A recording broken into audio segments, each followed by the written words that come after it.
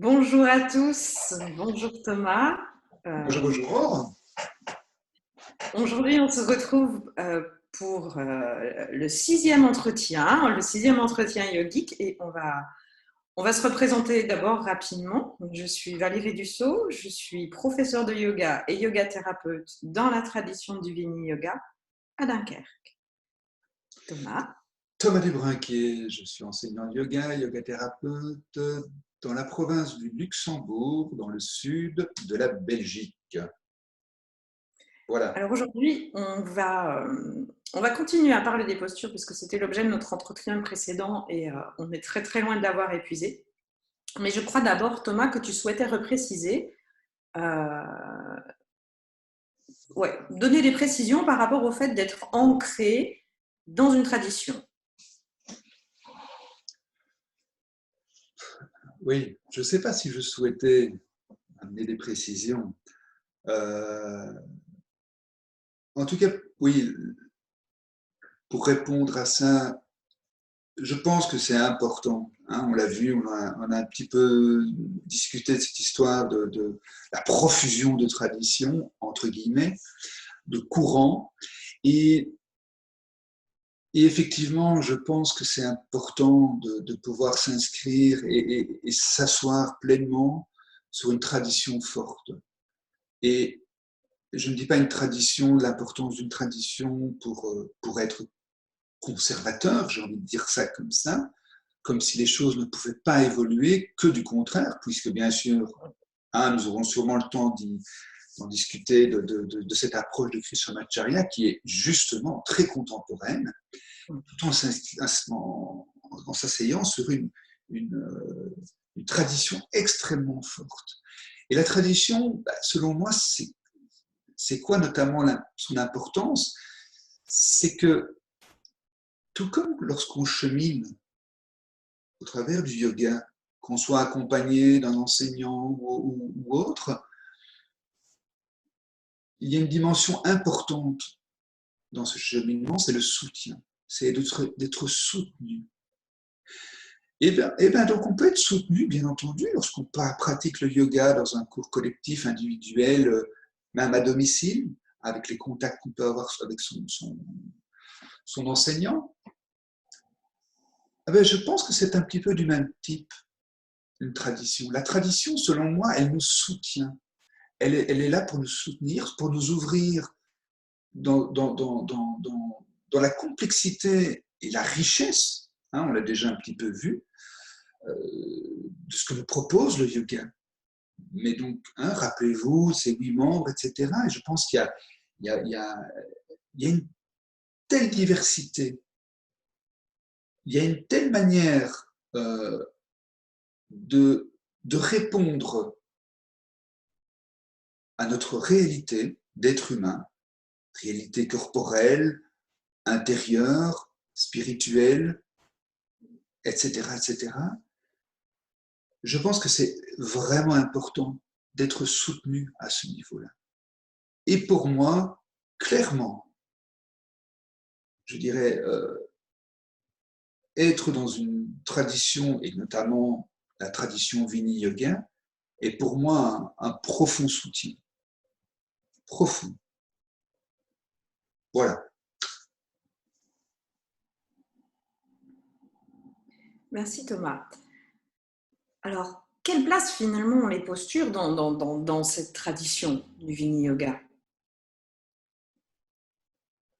C'est une question. Et c'est une question. Mais je pense qu'on l'a un petit peu déjà abordé, et surtout toi, l'entretien précédent. Et selon moi, dans la tradition Vini Yoga, les postures sont un des outils du yoga, au même titre que la maîtrise du souffle, au même titre que les visualisations, au même titre que les récitations, etc., etc. La seule différence, selon moi, c'est le contexte. On est dans un contexte particulier ici en Occident, etc. On a un petit peu touché à ça tout à l'heure, hein, en fin d'entretien. Et les postures, oui, on le sait tous, en tant qu'enseignant, en tout cas majoritairement, c'est quand même une porte d'entrée importante. Beaucoup de gens nous contactent, souhaitent entamer un cours de groupe ou un cours individuel pour des questions physiques, corporelles. Alors, ça peut être très extérieur, c'est-à-dire, voilà, je fais du bodybuilding et j'en connais, hein. C'est pas une caricature, voilà, je fais ce genre d'exercice physique et on m'a dit que le yoga permet d'étirer les muscles, etc., etc. Effectivement, effectivement. Et moi, j'accueille. Moi, à partir du moment où les gens sont intéressés, c'est important qu'ils fassent leur propre chemin. Moi, je leur ouvre la porte, tout simplement, et je leur propose. Ça convient, ça ne convient pas. Ça peut être aussi des demandes, et ça, je trouve que depuis quelques années, on a un peu plus. C'est intéressant, je pense aussi en termes de reconnaissance et de complémentarité, hein, du Vini Yoga avec les médecines, je dirais, officielles, allopathiques. C'est le nombre de personnes qui sont envoyées par leur médecin, que ce soit un médecin généraliste ou un médecin spécialiste, justement, des personnes, et ça peut être pour des questions justement d'épuisement professionnel, de burn-out. Hein, c'est pas nécessairement directement lié à une pathologie corporelle, mais ça peut l'être aussi. Ou un kiné qui dit voilà, complémentairement, je vous propose, si c'est possible, d'aller faire du yoga. Ça pourrait être une approche complémentaire à la mienne, etc. Donc je pense qu'effectivement, c'est quelque chose qui peut être aussi plus facilement abordé. Parler de ce que peut éventuellement donner comme bénéfice au niveau d'une détente musculaire, au niveau des cervicales, au niveau du bas du dos, enfin, peu importe. C'est une manière de rentrer dans le yoga de manière pratique, concrète et rassurante pour beaucoup de gens. Ouais. Je ne sais pas ce que toi tu en penses dans ton expérience. Oui, je trouve que c'est très rassurant parce que c'est tout de suite engageant. Mais comme on est dans la tradition du Vini Yoga, l'engagement va être adapté. Ça, c'est quelque chose de très spécifique au Vini Yoga, c'est-à-dire qu'on est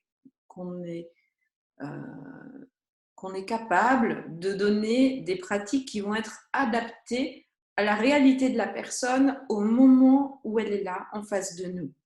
Et cette réalité va évoluer au fil du temps. Comme la nôtre, au quotidien, le matin sur mon tapis, il y a des matins où, je ne sais pas, je n'ai pas très bien dormi, et tout est raidi, tout le corps manque de souplesse. Les matins où je suis très en forme et tout est extrêmement fluide. Donc, et ça, c'est valable pour tout le monde.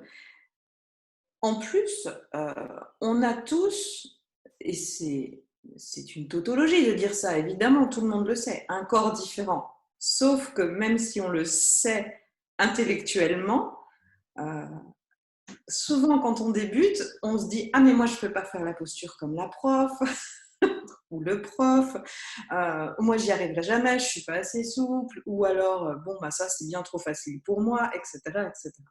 Ça va dépendre du corps de la personne. Et ce qui est très intéressant, c'est que on va pouvoir vraiment modifier la posture de façon à la rendre bénéfique pour la personne qui la pratique. Je travaille, moi, avec des personnes de tous les âges. Vraiment, j'ai des cours pour enfants.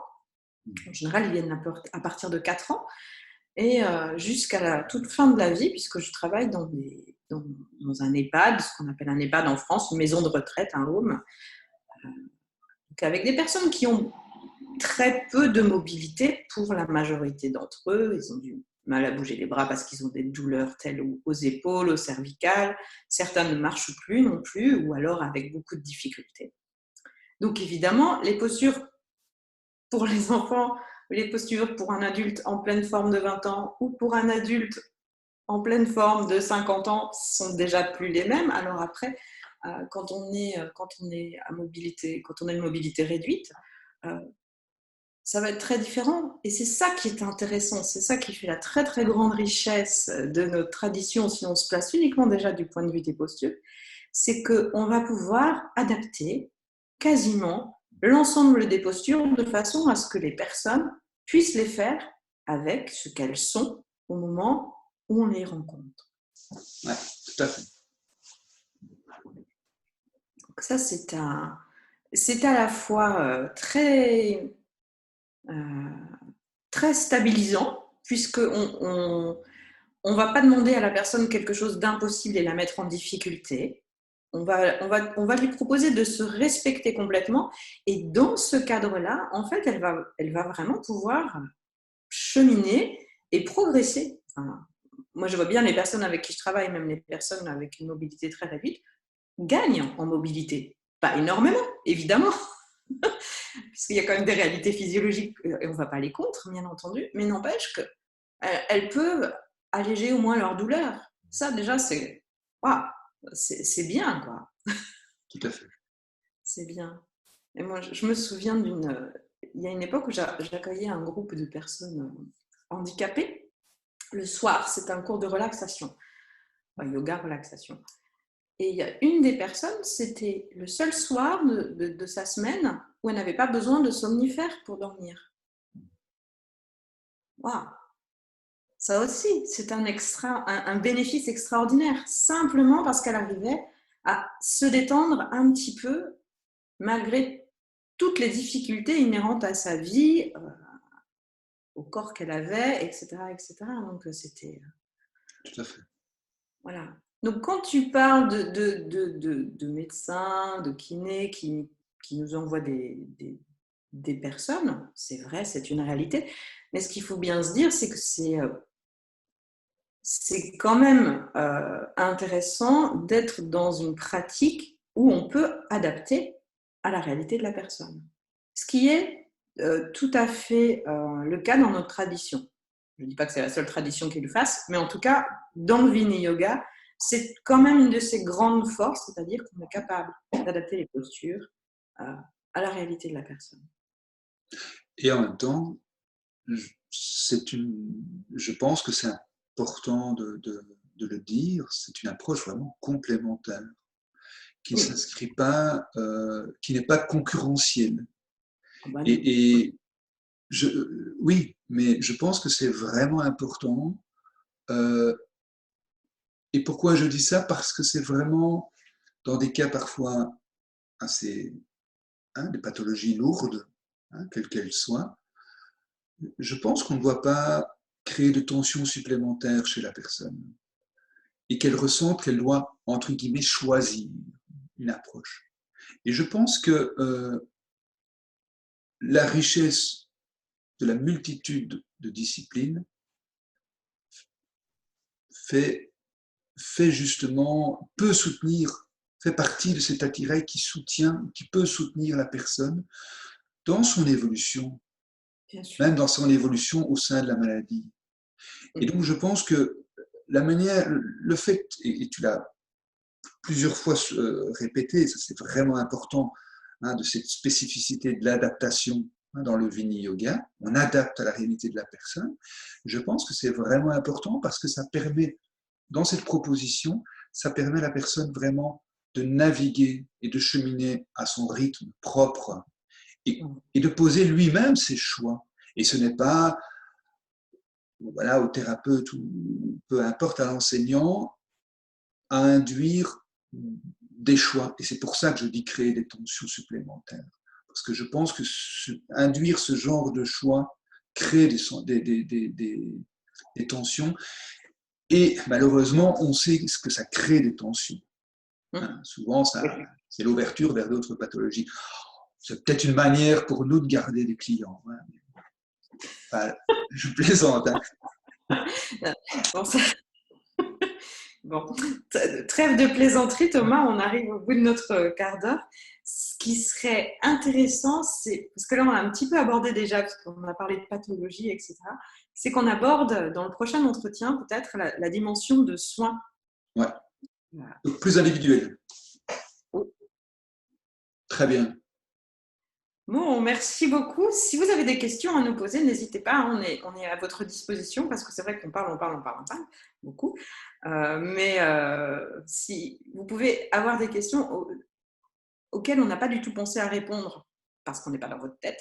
Donc, n'hésitez pas. Les seules questions qui sont bêtes, ce sont celles que l'on n'ose pas poser finalement. Donc, allez-y très librement.